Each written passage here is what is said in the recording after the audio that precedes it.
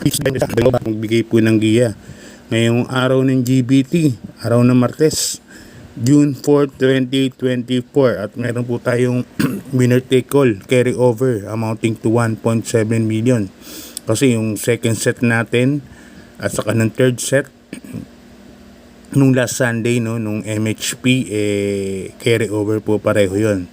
Tapos yung first set nga, one winner lang ang nanalo, no. Taga Pasay po yata yung balita ko nanalo. Tapos yun nga, dihading nanalo, no, tinalo yung si Prime Factor na undefeated. Ngayon may talo na kay Speed Fantasy, natalo siya. So doon nagkadihaduan ng gusto. So tignan natin kung makaka-comeback ulit si Prime Factor sa mga ibang imported. Okay, start na po tayo. Race number 1, Bayang Karerista. Yun nga, sabi ko nga sa inyo, may winner take all carry over tayo amounting to 1.755,867 and change. Ang start ng karera natin alas 5 at ang start ng winner take all natin is race number 1. So ang mga entries natin for this race, number 1 Habulin, LF Desus, number 2 Jumbo, MR Elios, number 3 Meet Me in the Corner, Eco Serrano, and number 4 Red Hawk, Albert Serios ang papatong. So ang first case ko rito sa race number 1, number 4 Red Hawk, Albert B. Serios, yan ang first case ko. Marami pong mabilis kasi Meet Me in the Corner yan, siguradong nasa unahan po yan. Habulin na yung Jumbo, nasa second and third position kagad, pero mabilis ang pace. Red Hawk po kasi off the pace to malamang. Ito malamang bugaw po aalis to, pero alam naman na si Red Hawk santiremati yan, kaya natingin ko papabor po sa kanya. Kaya yan ang first case ko, number 4 Red Hawk, Albert B. Serios. Ang second case ko po rito, number 2 Jumbo, nasa ni Jackie MR Elios. Si Jumbo naman po, although hindi mauna rito, pero kaya po kagad sumunod nito sa pacing. So sa tingin ko yan ang medyo mabigat na kalaban ni Red Hawk.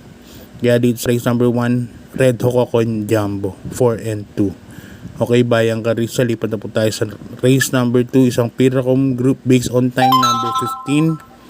Yan, bisa ng pieces from races 2 to 7, no. Lahat nga palang distansya natin sa GBT is 1400 meters. Ang mga entries natin, number 1 Noir, sasakay naman ni Pati Dilema. Number 2 Animo Lasal, yan, Boji Henson ang sasakay. Number 3 Jersey Crown, Eco Serrano po ang papatong, and number 4 Pulang Lupa, Abu de Ocampo po ang jockey nito, number 4. So first case ko rito yung laging segundo, no, sa GBT. Sana makuha niya na po yung panalo niya. Number 2 Animo Lasal, sasakay ni Jackie Boji Henson. Sa tingin ko baka iuna na po ni Boji Henson to, parang siya lang po may konting bilis dito sa grupo na to. Kaya tingin ko yan ang bandera yan. Number 2 Animo Lasal, yan na rin ang first case ko. Ang second case ko yung number 3 Jersey Crown, sasakay naman ni Eco Serrano. Si Jersey Crown nanalo na po sa grupo na to. Isang diremate, pag konti yung tatakbo, magaling po itong kabahay na to. Yan, number 3 Jersey Crown. Kaya dito sa race number 2, ang pili ko number 2 Animo Lasal, and number 3 Jersey Crown. Okay, Bayang Karerista, lipat na po tayo sa race number 3. Yan, isang Piracom Group based on time, number 16, bisa ng Peak 5 from races 3 to 7. Ang mga entries po natin ay sina number 1 Shine, sasakay ni Jackie Jordan Guerra. Number 2 Arimunding Munding, JF Jepril Paronginog ang sasakay. Number 3 Princess Belle, Apoy Asuncion, and number 4 Advance Party, sasakay naman ni Boji Henson.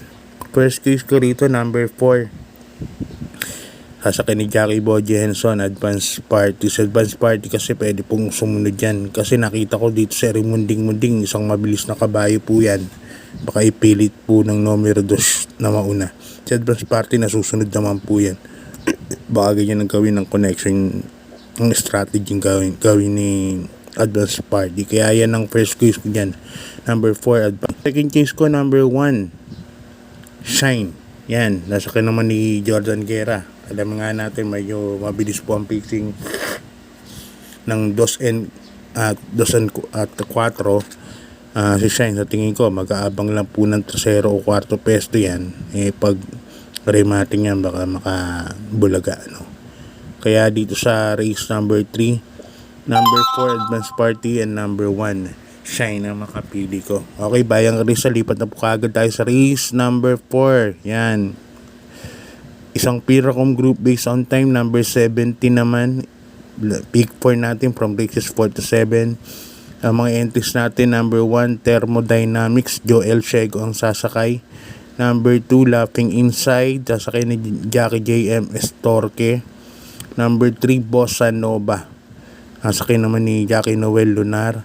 And number 4 Lightning Bolt, nasasakay naman ni Mark Alvarez. Yan ang mga entries natin para sa race number 4. Ang first case ko rito, number 2 Laughing Inside, JM Storke ang papatong.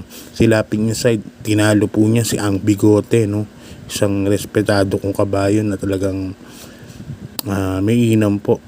So number 2 Laughing Inside, first case ko po yan. Ang second case ko rito yung number 3 na rin, Bossa Nova. Nanalo na po ito sa grupo na to. Ito si Bossa Nova nung time na yun, at ngayon medyo napahinga pa. Kaya sa tingin ko may chance rin kung manalo, malaki po ang panalo niyan. Kaya dito sa race number 4, dalawa ang pili ko.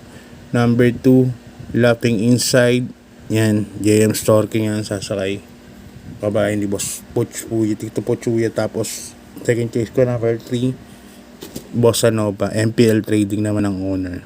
Okay, lipat na po tayo sa race number 5, Bayang Karista, isang Piracom group based on time, number 14.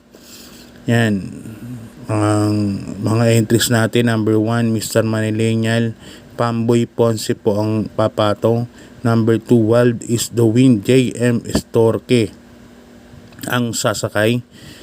Number 3 Dreams of the World, yan, Mark Alvarez ang papatong. And number 4 Performance Gear, sasakay ni Jackie JC De La Cruz. Dito salohin ko na po ito, number 2 Wild is the Wind. Para po sa akin na super angat po itong kabahay na to. Lumaban pa nga ito si stakes race na nakaraan, di ba?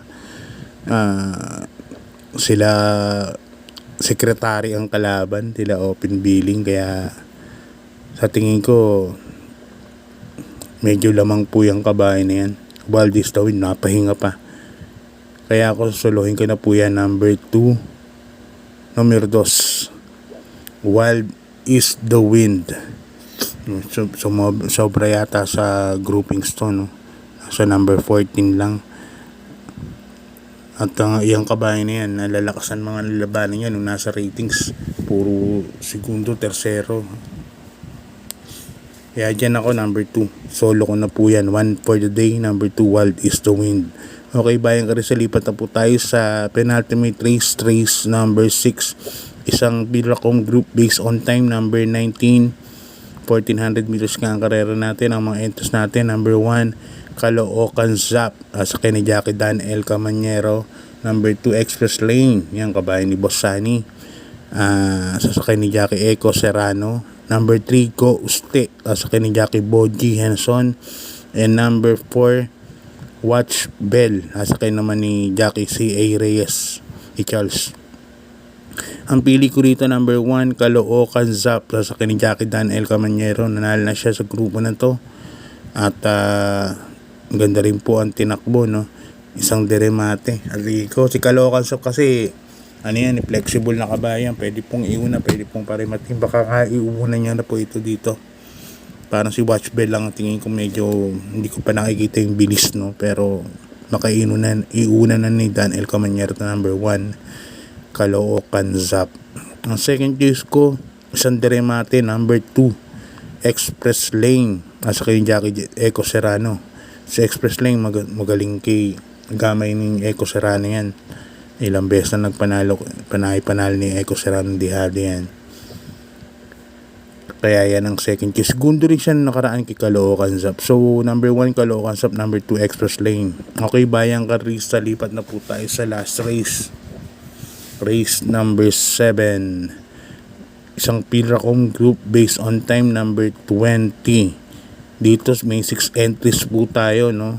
Namely, number 1, Street Queen, Jan Alvin Guse. Number 2, Dancing Queen, JC De La Cruz ang papatong. Number 3, Alap Bamboo, si Espare Jr. Number 4, Double Rock, Jordan Guerra sasakay. Number 5, Sky Wolf, sasakay naman ni A.R. Ramos, yung apprentice. And number 6, Good Reason, sasakay ni Jackie Rico Susan. First case ko rito, number 6, Good Reason, sasakay ni Jackie Rico Susan. Distansya lang talaga problema rito, 1400 meters, pero alam ko may nanalo to minsan ng 1400 meters, no, si Good Reason. So at tingin ko kaya pa rin naman, at tingin ko ito na kukuha ng bandera dito. Bahala na si Rico Susan kung paanong pacing ang gagawin niya sa karera na to. Good Reason, yan ang first case ko dyan. Ngayon ang second choice ko, isang bagong kabayo, no? Number 2, Dancing Queen. Wala pa acting preben dahil nga hindi naman nilalaban sa mga rating base at saka non-winner yan.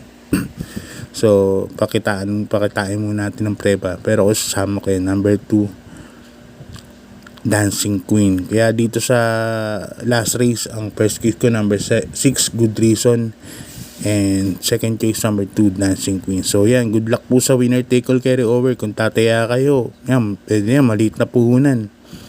Sigurado naman may tatama dahil napakanipis ng lineup. So good luck po sa pananaya. God bless po sa inyo, and maraming salamat po sa support.